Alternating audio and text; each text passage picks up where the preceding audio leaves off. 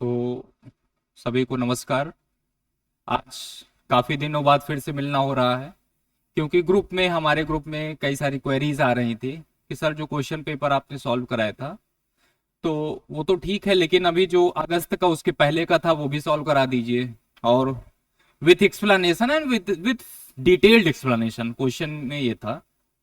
तो कई सारी क्वेरीज के देखते हुए हम लोगों ने सोचा कि ठीक है, पीवाईक्यूज और अभी एग्जाम भी पास आ गया है, तो जल्दी में हम क्या कर सकते हैं कि पीवाईक्यूज से सीख लेकर के, और अभी जो 29 जून को पेपर होने वाला है यूजीसी नेट इकोनॉमिक्स का, उसके लिए हम क्या प्रिपरेशन कर सकते हैं, करवा सकते हैं, और बेटर से बेटर हमारे जो स्टूडेंट्स हैं वो बेटर से बेटर उसके बेनिफिट को रीप कर सकें। तो उसी को ध्यान में रखते हुए आज का सेशन रहेगा। अगस्त 2024 का जो क्वेश्चन पेपर था यूजीसी नेट इकोनॉमिक्स का, उसको हम लोग आज डिटेल में डिस्कशन करने की कोशिश करेंगे और एनालिसिस करने की कोशिश करेंगे। और एक प्रॉपर जैसे क्लासेस होते हैं, सारे टॉपिक्स को हम लोग समझेंगे, जानेंगे क्या पूछा गया है, क्यों पूछा गया है, यहाँ पे क्यों पूछा जा रहा है, हम क्वेश्चन नहीं बना पा रहे हैं तो क्यों नहीं बना पा रहे हैं, क्या कमी रह जा रही है, ये सारी चीजें हम लोग करेंगे। क्योंकि पीवाईक्यूज क्वेश्चन पेपर तो बहुत सारी कोचिंग पे मिल जाएंगे, यूट्यूब पे बहुत सारे लेक्चर्स पड़े हुए हैं। जनवरी का तो नहीं पड़ा हुआ था, लेकिन अगस्त का तो काफी सारा लेक्चर हमने भी देखा पड़ा हुआ है। लेकिन उन सारे लेक्चर्स को हट करके हम लोग क्या नया कर सकते हैं, क्या डिफरेंट कर सकते हैं, और डिफरेंट के साथ साथ एग्जाम में कैसे बेनिफिट ले सकते हैं इस क्लास से। तो वही कोशिश रहेगी आज की क्लास में करने की। तो स्टार्ट करते हैं अगस्त 2024 यूजीसी नेट इकोनॉमिक्स के क्वेश्चन पेपर को डिस्कस करने का। डिटेल डिस्कशन रहेगा।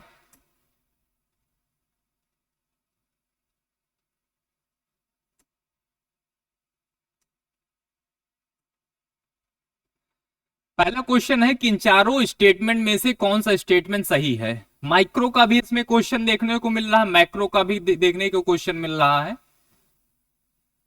तो पहला क्वेश्चन ये पूछ रहा, पीसीसी अगर हॉरिजॉन्टल हो, प्राइस कंजम्पशन कर्व पीसीसी, जो कि ऐसा हो, कुछ पीसीसी कर्व अगर ऐसा हो, ये एक्स का प्राइस हो गया, ये वाई का हो गया प्राइस, तो डिमांड कर्व हमारा कैसा बनेगा। क्वांटिटी, डिमांडेड, आउटपुट कुछ भी कर लें, वाई डी, और ये प्राइस हो गया। तो डिमांड कर्व कुछ हमारा यूनिटरी इलास्टिक बनेगा। सिंपल सा क्वेश्चन है, क्योंकि इलास्टिसिटी ऑफ डिमांड हम निकाल सकते हैं प्राइस कंजम्पशन कर्व से। तो इसके लिए हमें प्राइस इलास्टिक, ज्यादा डिमांड, इलास्टिक डिमांड कैसा होगा, ऐसा कुछ है डिमांड कर्व, तो ये ज्यादा इलास्टिक है क्योंकि रेस्पॉन्सिवनेस यहां पे ज्यादा है। अगर ऐसा है तो कम इलास्टिसिटी है डिमांड की। तो ये कई सारे केसेस हो सकते हैं। पीसीसी अगर डाउनवर्ड स्लोपिंग है तो क्या होगा, पीसीसी अगर अपवर्ड स्लोपिंग है तो क्या होगा, ये सब केसेस हमको पता होना चाहिए। और पीसीसी से हम कैसे, प्राइस कंजम्पशन कर्व से कैसे इलास्टिसिटी ऑफ डिमांड को निकाल सकते हैं, ये भी पता होना चाहिए हमें। ठीक, तो यहां पे सिंपल सा क्वेश्चन ऐसे पूछा गया है। अब आप देखिए कि प्राइस कम हुई तो क्वांटिटी डिमांडेड सेम प्रोपोर्शन बढ़ा, इसलिए ये यूनिटरी इलास्टिक है। तो ये ऑप्शन हमारा ये सही हो जाएगा यहां पे। फिर गिवन लॉग डी, अगर log D is equal to alpha plus beta log Y दिया गया है, और ये then elasticity of log D with respect to log P is Y gamma, ये पूछ रहा है, तो ये ऑप्शन गलत है। द कंडीशन फॉर स्टेबिलिटी, अच्छा कीन्सियन सिस्टम, जो कीन्सियन का कंजम्पशन फंक्शन है, उसमें स्टेबिलिटी की कंडीशन पूछा है। तो हमको पता है MPC plus MPS is equals to 1 होता है, और एमपीसी, जो ये एमपीसी होता है, ये 0 से 1 के बीच मिलाई करता है, 0 से 1 के बीच मिलाई करता है। एमपीसी 0 हो गया तो इसका मतलब क्या है, हम कुछ कंज्यूम कर ही नहीं रहे हैं, और एमपीसी अगर 1 हो गया तो हम पूरा का पूरा कंज्यूम कर ले रहे हैं, हम कुछ सेव कर ही नहीं रहे हैं। तो इसी 1 के बीच में, इर्द गिर्द में ये एमपीसी और एमपीएस लाई करता है, तो ये ऑप्शन सही हो जाएगा। फिर इसमें क्वेश्चन में पूछ रहा, fixed cost curve is the rectangular hyperbola. तो ये जो फिक्स्ड कॉस्ट कर्व होता है, ये रेक्टेंगुलर हाइपरबोला ना हो करके कुछ इस तरह का होता है। इधर कॉस्ट को हम लेते हैं वाई एक्सिस पे और इधर आउटपुट को लेते हैं हम एक्स एक्सिस पे।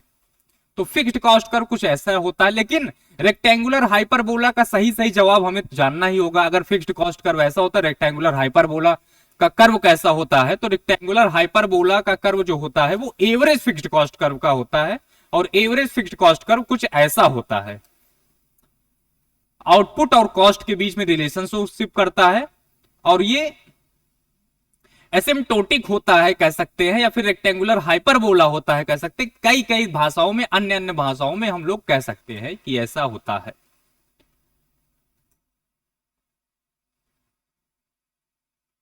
कुछ क्वेश्चंस को फिर हम पिछले क्लास की तरह स्किप करेंगे।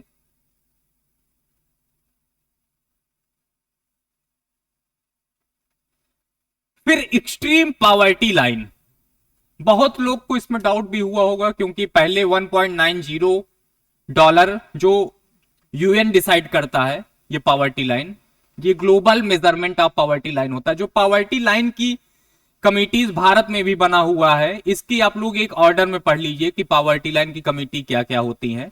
डांडेकर रथ के टाइम से क्या, दादा भाई नौरोजी 1911 के टाइम से पावर्टी लाइन के लिए कई सारी कमिटीज बनती चली आई हैं। लेकिन जो फर्स्ट सिस्टमैटिक पावर्टी लाइन बनती है वो 1962 के टाइम में बनती है, तो उसको सारी चीजों को आप लोग को पढ़ना होगा कि अलग कमेटी आती है, 79 में आती है अलग कमेटी, उनकी क्या क्या मेजरमेंट्स रहते हैं। फिर लकड़ावाला की कमेटी आती है, फिर तेंदुलकर की कमेटी आती है, 2005 में कमेटी को बनाया जाता है, 2009 में ये कमेटी अपने रिपोर्ट को सबमिट कर देती है, अपनी रिपोर्ट को। तो इसके हिसाब से पावर्टी लाइन क्या क्या है। फिर उसके बाद रंगराजन की कमेटी आती है। तेंदुलकर कमेटी के तो कई सारे उसमें आते रहते हैं, तेंदुलकर कमेटी का बहुत ज्यादा यूज भी हुआ है, वर्तमान में भी अभी हमारे यहाँ तेंदुलकर कमेटी ही यूज की जाती है पावर्टी लाइन को एस्टिमेट करने के लिए। फिर पावर्टी को मेजर करने के लिए हम कैसे नापते हैं, कौन इसकी रिपोर्ट को प्रस्तुत करता है, रिलीज करता है, उसके बारे में पता होना चाहिए। नीति आयोग हमारे यहाँ एक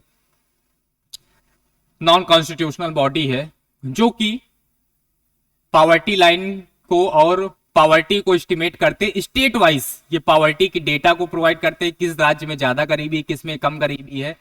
इसमें लगभग 12 इंडिकेटर्स हैं। 2010 में ये आता है, 2010 में ना चल के अभी रिसेंटली आता है। 2010 में जो आता है वो यूएनडीपी का मल्टी डायमेंशनल पावर्टी इंडेक्स है, उसमें 10 इंडिकेटर, इसमें 12 इंडिकेटर। ये सब डिफरेंसेस आपको पता होना चाहिए।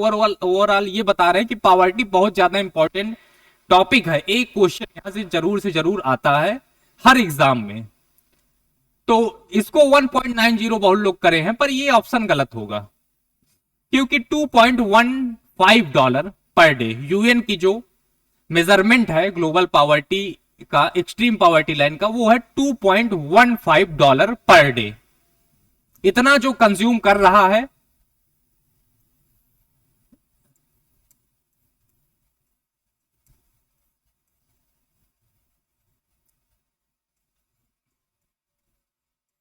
इसके ऊपर जो आएगा वो एबव पावर्टी लाइन आएगा, और इसके जो नीचे आएगा वो बिलो पावर्टी लाइन।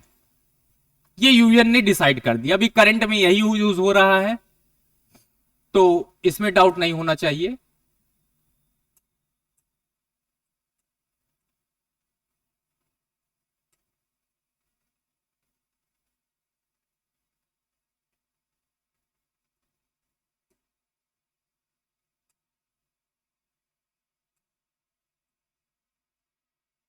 फिर अब कोइंटीग्रेशन के टेस्टिंग के लिए हम क्या क्या यूज करते हैं, क्या क्या ना छोड़ के क्या यूज करते हैं कोइंटीग्रेशन के टेस्टिंग के लिए।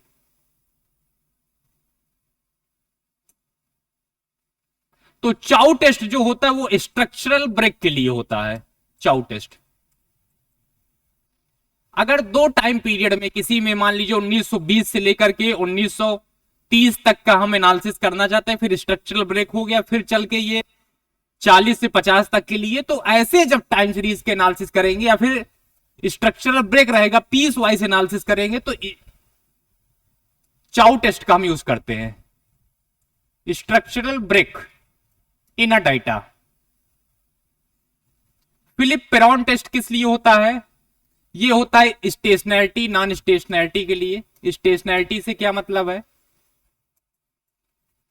कि मीन और वेरिएंस जो होता है, मीन और वेरिएंस जो होता है वो आपका कांस्टेंट होना चाहिए, तब आपका स्टेशनरी है।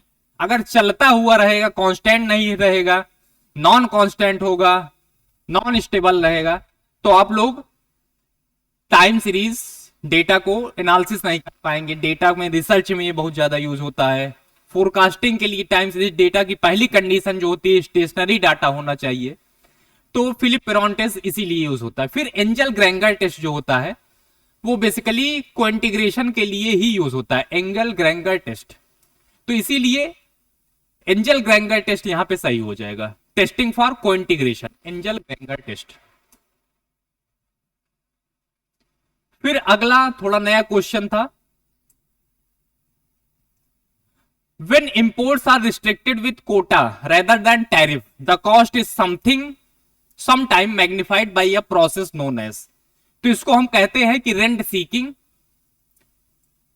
लेकिन इसका मतलब थोड़ा समझ लें, जब इस इंपोर्ट्स को अगर रिस्ट्रिक्ट करना है तो क्वालिटेटिव एक तरीका है, एक तरीका होता है क्वांटिटेटिव। इंपोर्ट्स को पे हमें लगाम लगाना हो तो क्या करेंगे, कोटा हमारे पास ऑप्शन भी है और टैरिफ भी हमारे पास ऑप्शन है, लेकिन हम कोटा को प्रीफर कर रहे हैं, टैरिफ को नहीं। तो क्या होगा, रेंट सीकिंग।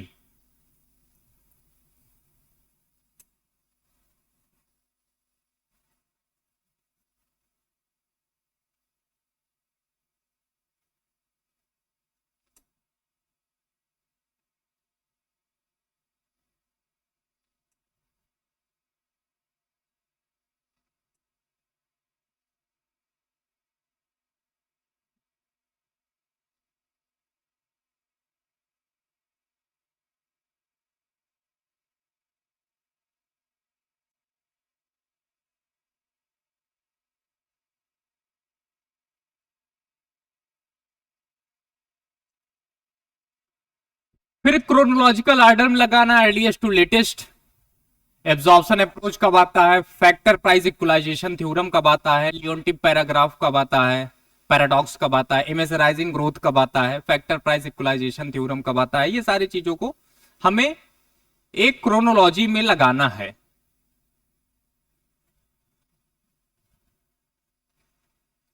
तो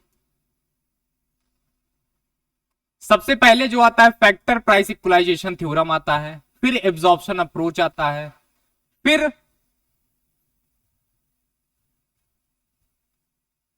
लियोनटिव पैराडॉक्स सबसे पहले आता है, फिर एब्जॉर्प्शन अप्रोच आता है, फिर फैक्टर प्राइस इक्वलाइजेशन थ्योरम आता है, फिर रेसिप्रोकल डंपिंग आता है, और फिर लास्ट में चल के इमेजराइजिंग ग्रोथ थ्योरी आता है।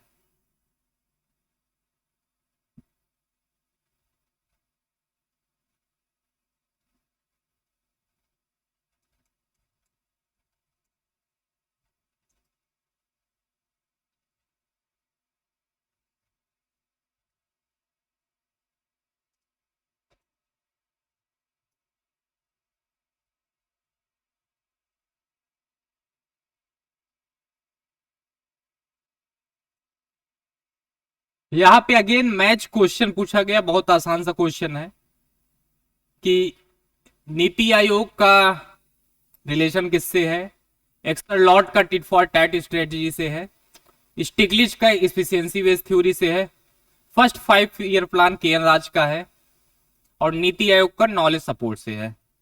तो ए का 4 से है, बी का 1 से है, और थर्ड ऑप्शन सही हो जाएगा।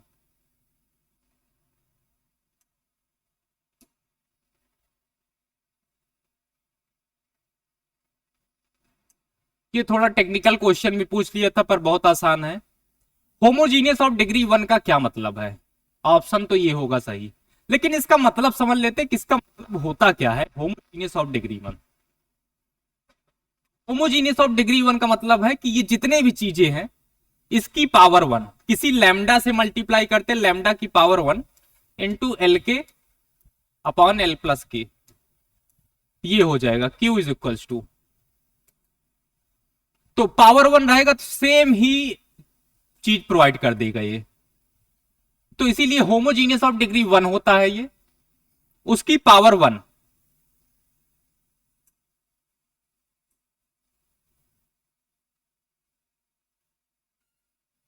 फिर डिमॉन्स्ट्रेशन इफेक्ट के बारे में है, सीधा सा क्वेश्चन था, डिमॉन्स्ट्रेशन इफेक्ट किसने दिया है? ड्यूसेनबेरी ने दिया है। अब इसको आपको पता होना चाहिए, गैल्ब्रिथ नहीं है इसमें, तो ये गैल्ब्रिथ कहां जाएंगे, जॉन रॉबिन्सन कहां जाएंगे, किन्स कहां जाएंगे, इनका भी तो इकोनॉमिक्स में कंट्रीब्यूशन है। तो इस तीनों चीजों को आपको पढ़ना चाहिए कि इनके क्या क्या कंट्रीब्यूशन है। ड्यूसेनबेरी को तो हमने पढ़ लिया, ये एग्जाम में पूछा भी जा चुका, बहुत कम चांस है कि आएगा। अच्छा, ड्यूसेनबेरी तो डिमॉन्स्ट्रेशन इफेक्ट भी देते हैं और रैचेट इफेक्ट भी देते हैं, डिमॉन्स्ट्रेशन इफेक्ट भी देते हैं, रैचेट इफेक्ट भी देते हैं। डिमॉन्स्ट्रेशन इफेक्ट ये होता है कि अगर पड़ोसी का कंजम्पशन बढ़ रहा है तो हमारा भी कंजम्पशन बढ़ रहा है, लेकिन क्या पड़ोसी का कंजम्पशन बढ़ता है तो सेम प्रोपोर्शन से हमारा भी कंजम्पशन बढ़ता है, घटता है? अगर पड़ोसी का कंजम्पशन बढ़ता है तो, या फिर हमारा इनकम बढ़ता है तो कंजम्पशन बढ़ता है, लेकिन जब हमारा इनकम घटता है तो उस प्रोपोर्शन में हमारा कंजम्पशन नहीं घटता है, तो यही होता है रैचेट इफेक्ट। तो अगले एग्जाम में आपको रैचेट इफेक्ट भी पूछ सकता है कि क्या होता है रैचेट इफेक्ट।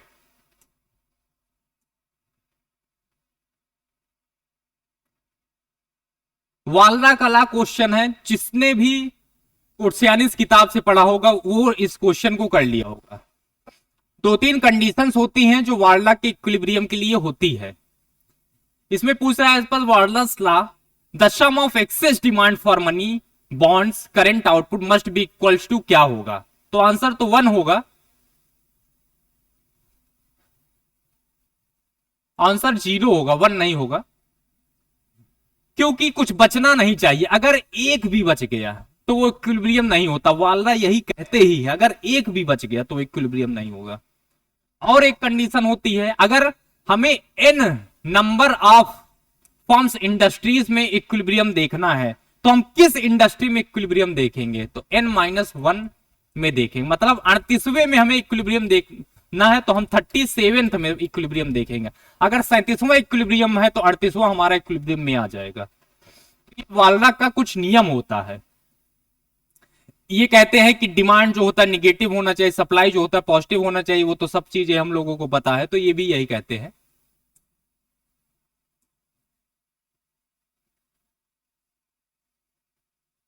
फिर इन्वायरमेंट से क्वेश्चन आ गया। इन्वायरमेंट आज के समय में बहुत ज्यादा इंपॉर्टेंट टॉपिक हो चुका है, सारे एग्जाम्स में इन्वायरमेंट के क्वेश्चन आते ही आते हैं।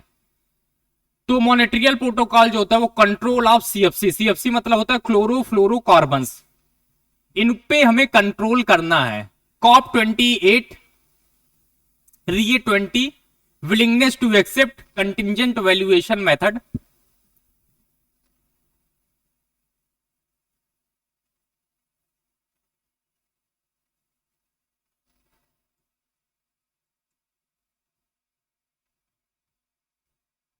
रियो 20 क्या मतलब है? रियो रियो 1992 में मान लीजिए आया, तो इससे 20 साल बाद क्या आएगा? 2012। तो रियो 20 से ये मतलब है कि रियो +20 से ये मतलब है 2012। 2012 में क्या होता है? सस्टेनेबल डेवलपमेंट के लिए काम किया जाता है इस रियो में। कॉप 28 से क्या मतलब है? कॉन्फ्रेंस ऑफ पार्टीज की जो ट्रीटी होती है, संधि होती है, मीटिंग होती है। अच्छा, एक तो ये कि कॉप 29 कॉप 30 कब होगा, कब कॉप 29 तो हो गया, कॉप 29 कहां हुआ और कॉप 30 कहां होगा, ये आपको पता होना चाहिए, और इसका थीम क्या है ये भी आपको पता होना चाहिए। और रियो भी बहुत ज्यादा इंपॉर्टेंट है, रियो का भी अभी का जो रिसेंटली हुआ वो क्या हुआ और आने वाले समय में वो कहां होगा ये भी आपको पता होना चाहिए। तो ये सब क्वेश्चंस है, तो ऑप्शन 1 इसके सही हो जाएंगे। और मॉनेट्रियल प्रोटोकॉल कंट्रोल ऑफ क्लोरोफ्लोरोकार्बन्स के लिए होता है। फिर इसमें पूछ रहा है secular deterioration of terms of trade. जो व्यापार की शर्तें होती हैं, टर्म्स ऑफ ट्रेड होता क्या है ये समझ ले हम। मान लीजिए ये टर्म्स ऑफ ट्रेड है, ये कंट्री एक्स है, ये कंट्री वाई है, या फिर कंट्री ए कंट्री वाई। तो ये इंपोर्ट और एक्सपोर्ट के रेशियो को बताता है टर्म्स ऑफ ट्रेड। अगर टर्म्स ऑफ ट्रेड हमारे फेवर में है तो क्या होगा? व्यापार हमारे फेवर में है, व्यापार की शर्तें हमारे फेवर में हुई, हमें व्यापार से फायदा हो रहा है, टर्म्स ऑफ ट्रेड ये होता है। या ऑफर कर वगैरह बना के बनाते हैं, वो डेरिवेशन का भी समय नहीं है इतना, ना हमारा विषय ही है ना टॉपिक ही है अभी का। लेकिन व्यापार की शर्तें से क्या मतलब है ये पता करिए, और लो डेवलप्ड कंट्रीज के फेवर में कितनी थ्योरीज बनाई गई हैं। तो इसमें लो डेवलप्ड कंट्रीज के जो फेवर में ये बताते हैं कि ये जो व्यापार होता है, बेसिकली इस थ्योरी में बताया जाता है secular deterioration of terms of trade, मतलब टर्म्स ऑफ ट्रेड हमारे अगेंस्ट में जाता रहता है व्यापार से। ये बता कौन रहा है? इसकी बात सिंगर ने किया है, इसकी बात प्रिविस्ट ने किया है। जगदीश भगवती ने secular deterioration of terms of trade की डायरेक्टली बात नहीं किया, पर इनडायरेक्टली बात किया है, तो इनको भी हम कंसीडर करेंगे यहाँ पे, और ऑप्शन में भी हमारे ये सेट बैठ रहा है। तो बी डी ई इसका करेक्ट ऑप्शन हो जाएगा। और इससे मतलब क्या हो रहा है ये समझिए पहले आप। ये जगदीश भगवती हो, चाहे रॉल प्रेविस हो, चाहे सिंगर हो, ये कह रहे हैं कि टर्म्स ऑफ ट्रेड जो है वो व्यापार करता है, डेवलप्ड कंट्री और डेवलपिंग कंट्रीज के बीच में व्यापार होता है। तो टर्म्स ऑफ ट्रेड जो डेवलपिंग कंट्री के अगेंस्ट में जाता है, मतलब डेवलपिंग कंट्रीज को ट्रेड से लॉस होता है और डेवलप कंट्रीज को ट्रेड से फायदा होता है, ये कहते हैं जगदीश भगवती लोग। गुनान मित्तल भी इसकी बात किए हुए हैं, और कई सारे इकोनॉमिस्ट और हैं जो इसके विपरीत बात करते हैं, और कुछ कहते हैं ट्रेड से गेन भी होता है, लॉस भी होता है, इक्वल इक्वल इफेक्ट होता है। कुछ सेट ऑफ थ्योरीज हैं वो कहती है ट्रेड से फायदे ही फायदे होते हैं, किसी देश को नुकसान नहीं होते हैं। और कुछ सेट ऑफ थ्योरीज हैं जो वो कहती है कि ट्रेड से नुकसान होते हैं डेवलपिंग कंट्रीज को, और डेवलप कंट्रीज को फायदा होता है। इसी की ये बात की जा रही है।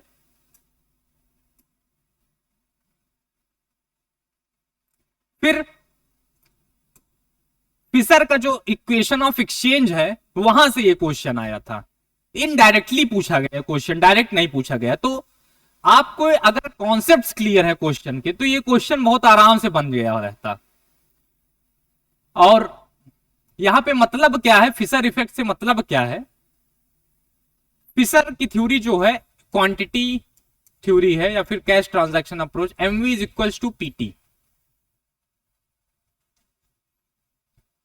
अगर मनी सप्लाई बढ़ा देंगे तो प्राइसेस बढ़ जाएंगे, सिंपल सा थ्योरी। अन्य चीजों को हम कांस्टेंट रख दे तो, ये फिशर की थ्योरी है। फिर ये क्या कहता है, फिशर इफेक्ट क्या कहता है? Effect implies that nominal interest rate tends to be high when inflation is high and low when inflation is low. तो फिशर इफेक्ट भी यही कहता है।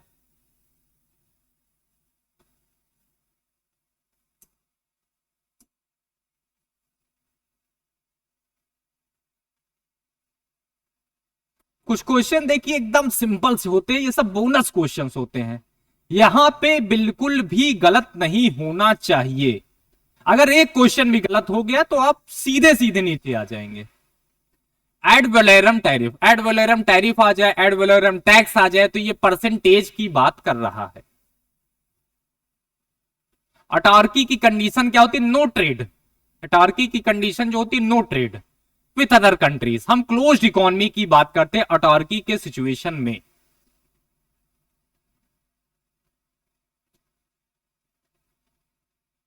कंपाउंड टैक्स जो होता है कंपाउंड कर देते हैं, स्पेसिफिक टैक्स जो होता है वो फिक्स्ड सम पर यूनिट टैक्स होता है।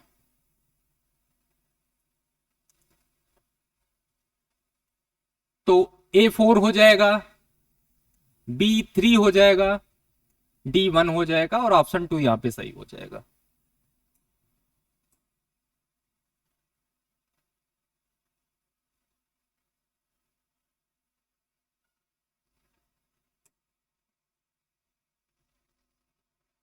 फिर मैच पूछता, मैच जो होते हैं इस पेपर में जितने भी मैच आते हैं आप देखेंगे, फिर नीचे मैच है, 72वां क्वेश्चन मैच है, 73वां मैच है, ये सब बोनस क्वेश्चंस होते हैं।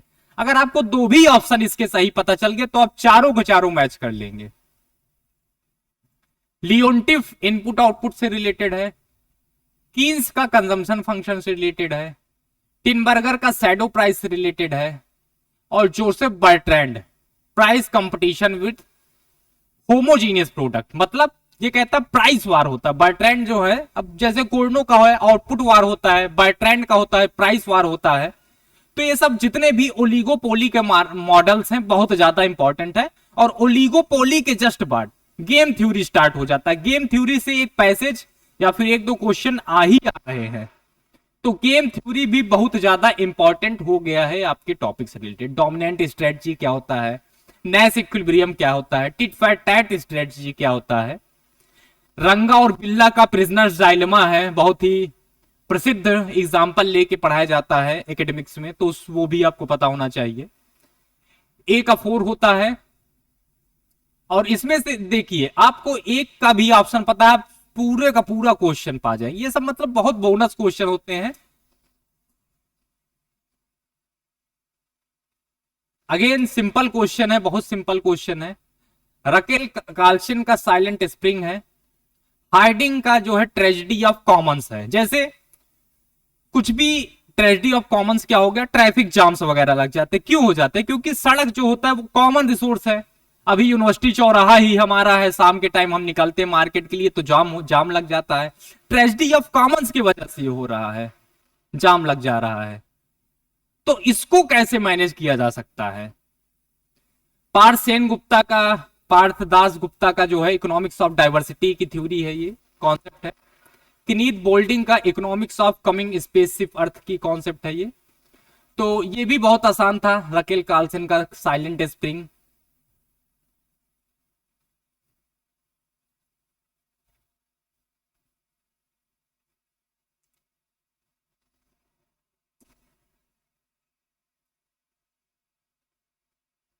अब ह्यूमन डेवलपमेंट रिपोर्ट जो 2023-24 का रिपोर्ट था, ये लगभग 193 कंट्रीज पे स्टडी किया गया था। ह्यूमन डेवलपमेंट इंडेक्स बनाने के लिए 193 देशों को इसमें देखा गया, और इसमें यह पता किया जाता है कि टॉप कंट्रीज या फिर लो ह्यूमन डेवलपमेंट कौन कौन से कैटेगरीज में है, मीडियम ह्यूमन डेवलपमेंट कौन कौन से कैटेगरीज में है।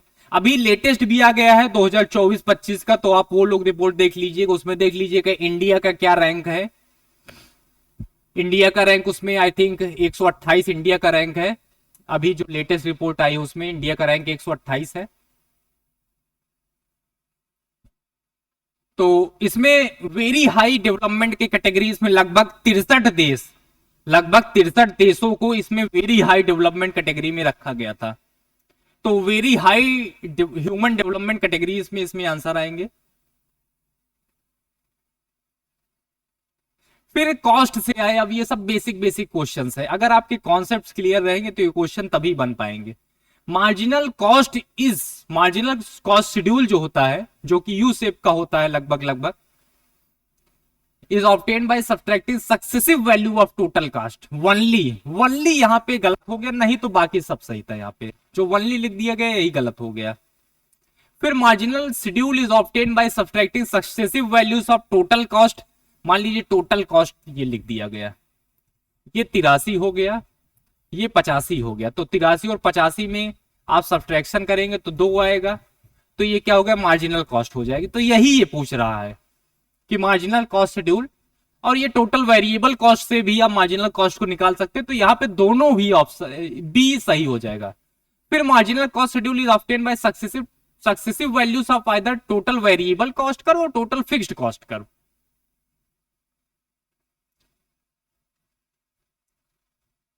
फिर एरिया अंडर मार्जिनल टोटल, हाँ ये तो सही है कि ये मान लीजिए ऐसे मार्जिनल कॉस्ट कर्व होता है, तो इसके नीचे का जो एरिया होता है, ये एरिया जो होता है ये टोटल कॉस्ट कर्व के बराबर होता है। तो यही ये पूछ रहा है, the area under the marginal cost curve is equals to total cost curve. और एवरेज वेरिएबल कॉस्ट कर्व जो होता है, एवरेज कॉस्ट कर्व और एवरेज फिक्स्ड कॉस्ट कर्व के अंतर होता है, ये भी सही ऑप्शन है। तो बी डी ई यहां पे सही ऑप्शन हो जाएगा हमारा।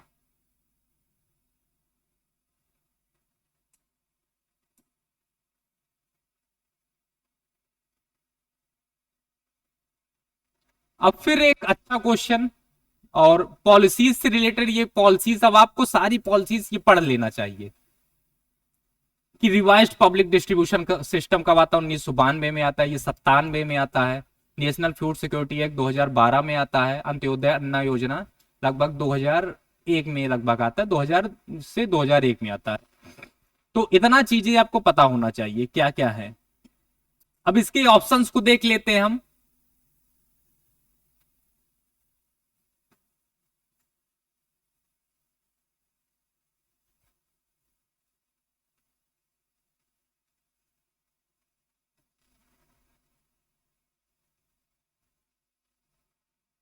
डी बी ए सी इसका सही ऑप्शन हो जाएगा। फिर कॉन्सेप्ट के क्वेश्चंस आ गए। इसके तो फैक्ट पता होना चाहिए कि नेट रिप्रोडक्शन रेट क्या है, ग्रॉस फर्टिलिटी रेट क्या है, मतलब ये मोर्टेलिटी से रिलेटेड है, तो ये तो ऑप्शन नहीं होगा इसका। टोटल फर्टिलिटी रेट अगर 1, इसका क्या मतलब है, ग्रॉस रिप्रोडक्शन रेट क्या होता है, ये सब कॉन्सेप्ट के क्वेश्चन है, तो ये सब कॉन्सेप्ट हमें आपको पता होना चाहिए। तो केस फर्टिलिटी रिस्क जो सी, ग्रॉस फर्टिलिटी रिस्क जो कि GFR है, तो ये तो पहला ऑप्शन नहीं ही होगा। इसमें पूछ क्या रहा है, which of the following values indicate that each woman is being replaced by one daughter leading to a stable population over time. तो नेट रिप्रोडक्शन रेट क्या होता है, एक महिला कितने बर्थ दे रही है, हाउ मेनी डॉटर्स को कितने बर्थ दे रही है, ये सिर्फ एलाइव को देखा जाता है, ये एलाइव को देखा जाता है, ये जीवित को देखा जा रहा है। टोटल फर्टिलिटी रेट क्या होता है, अच्छा ये जो ग्रॉस रिप्रोडक्शन रेट होता है ये एलाइव प्लस डेथ दोनों को देखा जाता है। वहीं नेट रिप्रोडक्शन रेट जो होता है बस डिफरेंट ये है, इसमें सिर्फ हम एलाइव डॉटर्स को देखते हैं, और इसमें जो डेथ हो गई मतलब जितने को भी वो उस महिला ने बर्थ दिया, एलाइव डेथ दोनों काउंट होंगे इसमें ग्रॉस रिप्रोडक्शन रेट में। लेकिन नेट रिप्रोडक्शन रेट में सिर्फ एलाइव को हम देखेंगे, ग्रॉस को हम एलिमिनेट कर देते हैं, हटा देते हैं। और टोटल फर्टिलिटी रेट क्या होता है, on an average women how many child during her child bearing age. Child bearing age क्या होता है, 15 साल से 49 साल, इस एज ग्रुप को चाइल्ड बियरिंग एज ग्रुप कहते हैं। तो इस एज ग्रुप में ऑन एन एवरेज एक महिला कितने लोगों को जन्म देती है, ये होता है टोटल फर्टिलिटी रेट। अभी कितना चल रहा है, अभी ये हो गया है 2%। और एक क्वेश्चन आता है कि स्टेबल फर्टिलिटी रेट या फिर रिप्लेसमेंट लेवल कितना होता है, वो होता है 2.1। तो ये आप सब आपको पता होना चाहिए। सेक्स रेशियो NFHS 5 के हिसाब से कितना है ये आपको पता होना चाहिए। तो ये 1020 हो गया, मतलब 1000 महिलाओं पे कितने पुरुष हैं, 1000 पुरुष में कितने महिलाएं हैं, तो 1020। तो ये सारी चीजें आपको पता होनी चाहिए।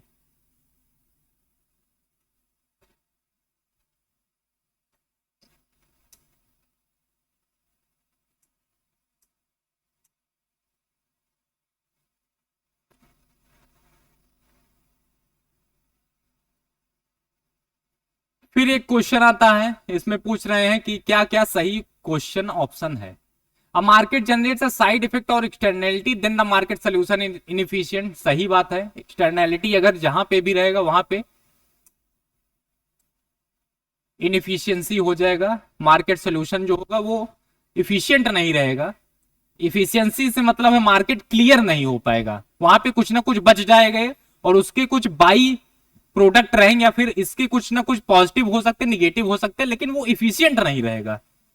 Competitive economy is Pareto efficient ये होता है क्योंकि ये फर्स्ट फंडामेंटल थ्योरम भी कहता है कि अगर परफेक्ट कंपटीशन है मार्केट में तो वो पेरेटो एफिशिएंट होगा, और ये first fundamental theorem of welfare economics भी होता है।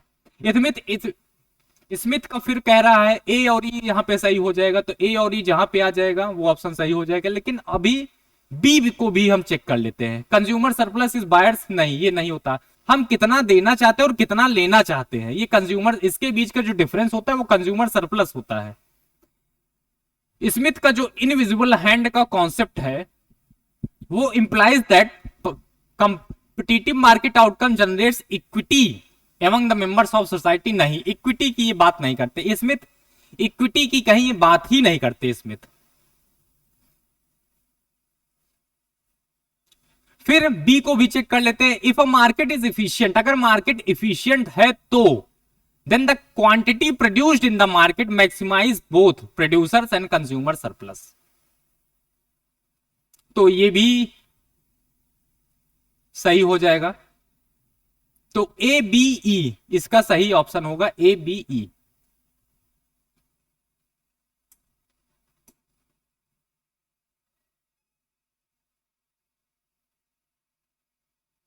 अब फाइनेंस कमीशन, यहां सबसे मतलब ये सब ऐसे क्वेश्चन है, एक क्वेश्चंस आने ही आने हैं यहां पे।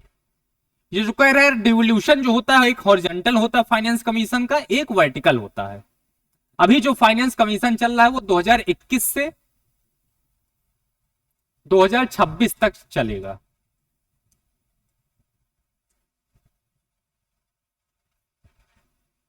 तो इसमें जो है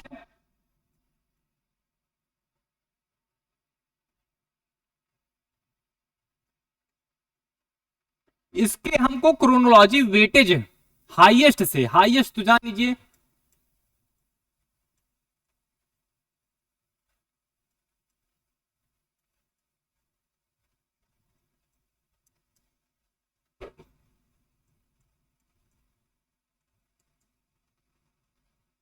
तो A B C D E इसका सही ऑप्शन हो जाएगा। क्योंकि ये कहता है इनकम का सबसे ज्यादा डिवोल्यूशन है, लगभग 45% इनकम को डिवोल्यूशन कर रहा है। फिर पॉपुलेशन का आता है 45%, जो कि पॉपुलेशन यहां दिया नहीं है। और लगभग पॉपुलेशन का जो है 15% यहां पे डिवोल्यूशन है। और फिर एरिया का भी लगभग 15% डिवोल्यूशन है यहां पे, एरिया को भी। फिर डेमोग्राफिक परफॉर्मेंस का लगभग 12.5% डिवोल्यूशन है। और फॉरेस्ट का लगभग 10% डिवोल्यूशन है। और टैक्स एफर्ट का 2.5 डिवोल्यूशन है। तो पूरा मिला जुला के 100% हो जाता है। और ये 100% जो डिवोल्यूशन है ये इस तरीके से डिवाइड है।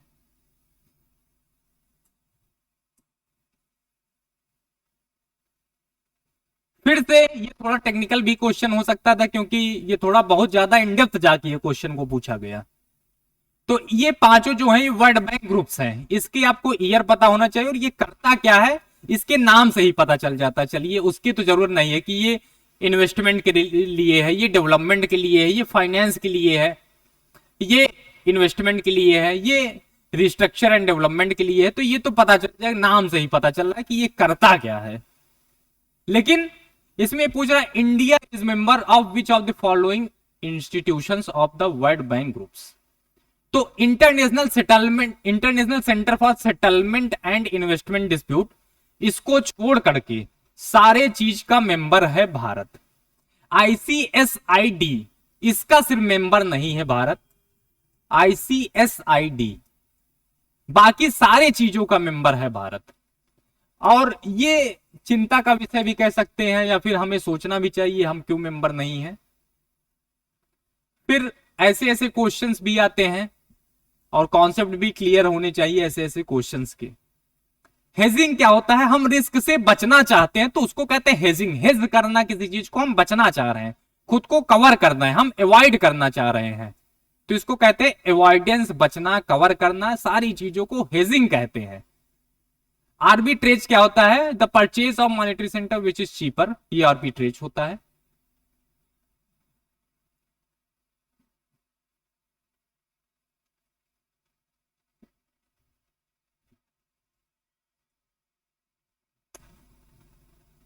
स्पेकुलेशन क्या होता है, हम स्पेकुलेशन करना चाह रहे हैं, हम रिस्क के लिए स्पेकुलेशन करना चाहते हैं। स्पेकुलेशन सट्टा से रिलेटेड होता है, सट्टेबाजी करने को स्पेकुलेशन कहते हैं। कि अभी मार्केट में डाउन चल रहा है, हम पैसा लगा दी, अप होगा तो हमारा पैसा बढ़ जाएगा, फिर पैसा अप है तो हम वैसे बुल्स एंड बियर्स जैसे काम करते हैं, वैसे इंटरनेशनल मार्केट में भी ये सारी चीजें होती हैं। फिर फॉरेन एक्सचेंज रिस्क होता है, मतलब फॉरेन एक्सचेंज ट्रांजैक्शन से जुड़े जितने रिस्क होते हैं उसको कहते हैं foreign exchange risk. Refers to the time when foreign exchange shifts causing the exchange rate to vary frequently। Spot exchange rate जो होता है ऑन द स्पॉट, अभी जो हम एक्सचेंज रेट कर रहे हैं, ट्रांजैक्शन कर रहे हैं, वो स्पॉट होता है। फिर ये सब जो मैच के क्वेश्चन होते हैं बहुत आसान क्वेश्चन होते हैं, बहुत आसान प्रश्न होते हैं। PQLI, Morris D Morris, HDI,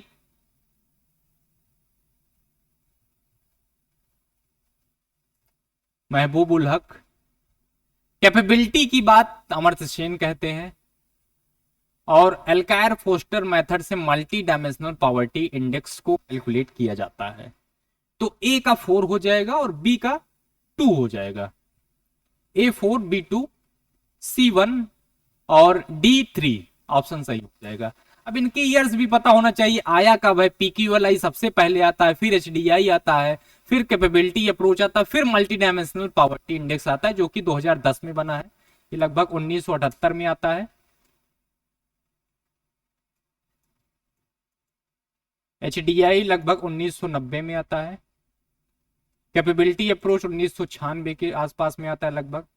multi dimensional poverty index ये 2010 में आता है। इसमें 10 इंडिकेटर्स हैं और ये यूएनडीपी के द्वारा रिलीज किया जाता है।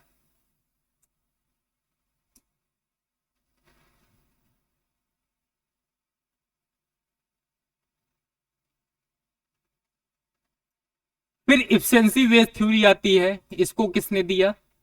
तो एलन एंड स्टिग्लिट्ज ने इस इफिशिएंसी बेस्ड थ्योरी को दिया। और ये इस इफिशिएंसी बेस्ड थ्योरी में कहा क्या जाता है कि जैसे कि डॉक्टर्स होते हैं, प्रोफेसर होते हैं, आईएएस ऑफिसर होते हैं, अधिकारी होते हैं, तो इनकी सैलरी बहुत ज्यादा क्यों होता है? क्योंकि इनको माना जाता है बहुत इफिशियंट होते हैं और इनको एफिशिएंसी को देखते हुए हम लोग वेजेस को, सैलरी को डिटरमाइन करते हैं, इनकम को डिटरमाइन करते हैं। मतलब इक्विलिब्रियम इनकम से ऊपर को हम सैलरी डिटरमाइन कर रहे हैं। यहाँ पे 100 मान लीजिए जरूरत है तो हम 120 दे रहे हैं इफिशियंसी के लिए इनके। तो यही होता है efficiency based theory.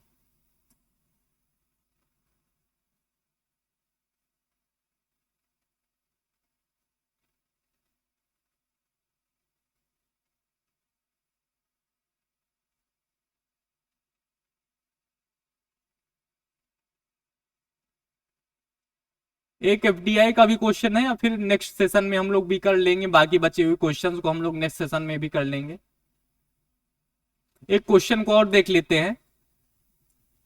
What is the permissible limit of FDI in India defence industry sector through government route? अच्छा, तो गवर्नमेंट रूट के थ्रू तो 100% है। यहाँ पे ये गवर्नमेंट रूट के थ्रू है 100%, और 74% भी ऑप्शन में दिया गया है, तो ये ऑटोमेटिक रूट के थ्रू है। एफडीआई की जो लिमिट है, ये कई सारे इंश्योरेंस सेक्टर में पूछ लेता है एफडीआई की क्या लिमिट है, अदर सेक्टर्स में पूछ लेता है एफडीआई की क्या लिमिट है। तो ये सब आपको पता होना चाहिए। एसडीजी के ऐसे क्वेश्चन आए हुए हैं, गोल 7 क्या होता है, गोल 10 क्या होता है, ये सब भी नेक्स्ट क्लासेस में हम लोग डिस्कस करेंगे कि ये सारी चीजें होती क्या। 17 गोल्स है सस्टेनेबल डेवलपमेंट गोल को। तो ये तो गोल आपको रटे ही रटे होने चाहिए कि गोल 1 होता है नो पॉवर्टी, गोल 2 क्या होता है, गोल 3 क्या होता है, साथ में इसके टारगेट्स कब हमको उसको अचीव करना है, ये भी पता होना चाहिए। फिर 91वां क्वेश्चन है मोनोपोली थ्योरी ऑफ डिस्ट्रीब्यूशन क्या होता है, किसने दिया, ये सारी चीजें भी आपको पता होना चाहिए। तो मोनोपोली थ्योरी ऑफ डिस्ट्रीब्यूशन कैल्की का थ्योरी है, और फुल कॉस्ट प्राइसिंग थ्योरी जो है हॉल एंड हिच का है, और थ्योरी ऑफ प्रॉफिट जो है वो मॉडर्न थ्योरी ऑफ रेंट जो है वो रॉबिन्सन का थ्योरी है, और थ्योरी ऑफ प्रॉफिट जो है वॉलकर का थ्योरी है। तो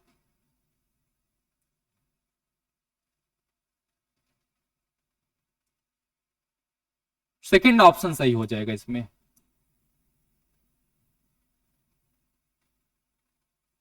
फिर what is not the assumption of Coase theorem related to externality? Coase theorem होता क्या है? कोर्स थ्योरम मार्केट का इफिशियंसी लाने के लिए थ्योरम है।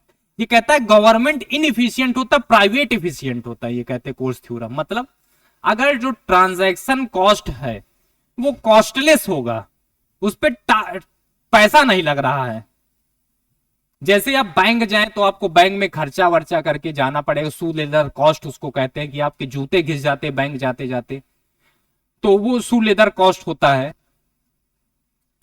तो इसी ट्रांजैक्शन कॉस्ट को कोर्स थ्योरम कहते जो है कि अगर ट्रांजैक्शन कॉस्ट इज मिनिमम 0 और property right is well defined, तो जो मार्केट सोल्यूशन होगा वो प्राइवेट इफिशिएंट होगा और परफेक्ट परेटो ऑप्टिमल होगा, अगर उसमें एक्सटर्नैलिटी ना हो तो एब्सेंस ऑफ ट्रांजैक्शन कॉस्ट की ये बात करते हैं, नॉट एन एजम्पशन अच्छा पूछा है। तो प्रेजेंस ऑफ इनकम इफेक्ट, ये एजम्पशन नहीं, बाकी तो सारे ट्रांजैक्शन कॉस्ट की बात करते हैं, इंफॉर्मेशन की बात करते हैं, प्रॉपर्टी राइट्स की बात करते हैं, ये सारी चीजों की ये लोग बात करते हैं।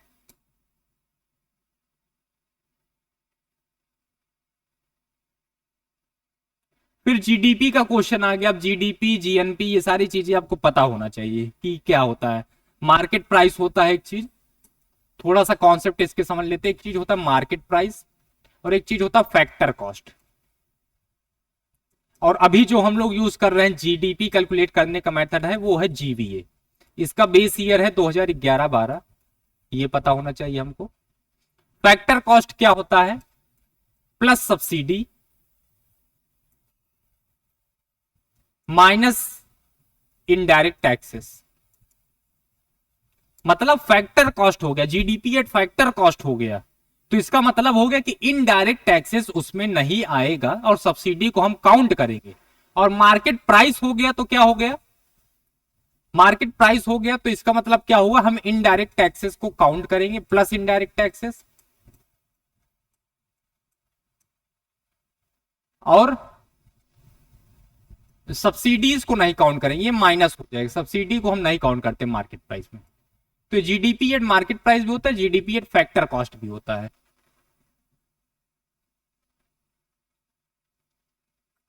तो ग्रॉस को देख रहे हैं, तो ग्रॉस से अगर नेट जाते हैं, अगर मान लीजिए एक चीज और समझ लीजिए, ग्रॉस से अगर हमको नेट जाना है तो हम क्या करते हैं? डिप्रिसिएशन को माइनस करते हैं। डिप्रिसिएशन को माइनस करते हैं ग्रॉस से, अगर नेट की तरफ हमें जाना है। मतलब ग्रॉस डोमेस्टिक प्रोडक्ट अगर हम देख रहे हैं तो उसमें डिप्रिसिएशन आएगा आएगा, लेकिन हम नेट डोमेस्टिक प्रोडक्ट देख रहे हैं तो माइनस डिप्रिसिएशन भी कर देंगे। तो इसमें पूछा है ग्रॉस, तो पहली चीज तो डिप्रिसिएशन इसमें नहीं आएगा, पहला ऑप्शन तो गलत हो गया। प्लस डिप्रिसिएशन नहीं होगा, माइनस डिप्रिसिएशन होगा, और बाकी दूसरा ऑप्शन सही हो जा रहा है इसमें। तीसरा ऑप्शन नहीं होगा और चौथा ऑप्शन भी नहीं होगा। तो जीडीपी क्या होता है? Aggregate domestic income Y plus indirect taxes जितने होते हैं वो, और माइनस डिप्रिसिएशन, ये होता है जीडीपी। फिर एनएफएचएस का भी हमने बताया ही था कि हमारे यहाँ सेक्स रेशियो जो है 1020 हो गया है एनएफएचएस 5 के हिसाब से, जो कि 2019 और 2021 के टाइम पीरियड की बात करता है एनएफएचएस 5। तो इसमें सेक्स रेशियो जो है, मतलब 1000 पुरुषों में कितनी महिलाएं हैं? 1020 महिलाएं हो गई हैं। नंबर ऑफ फीमेल्स पर 1000 मेल्स,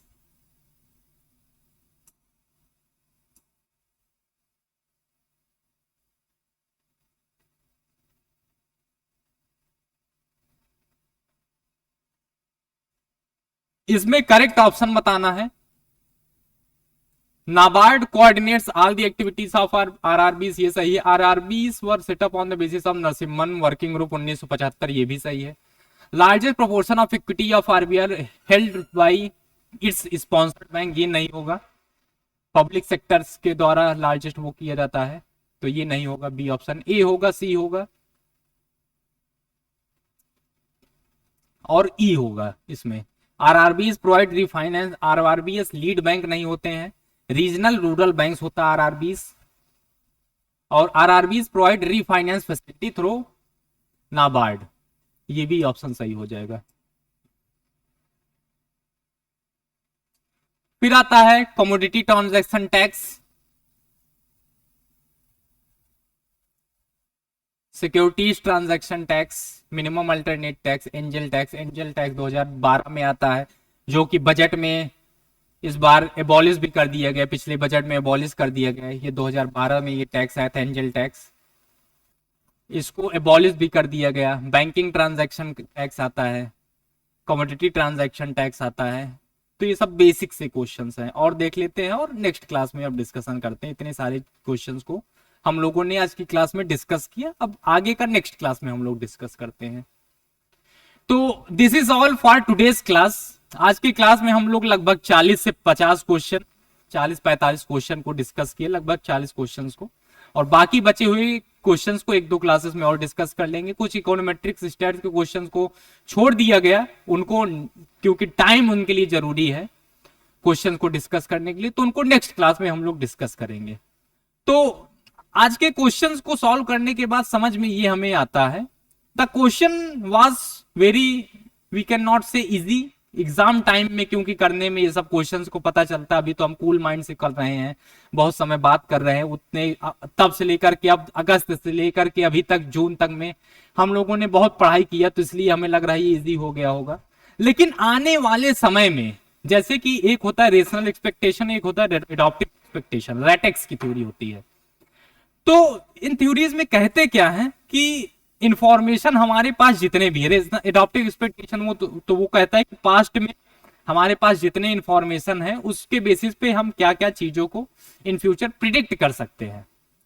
और रेशनल एक्सपेक्टेशन क्या कहता है कि हमारे पास जितने भी रिलेवेंट इंफॉर्मेशन है उनके बेसिस पे हम कैसे चीजों को प्रिडिक्ट कर सकते हैं एक्यूरेटली।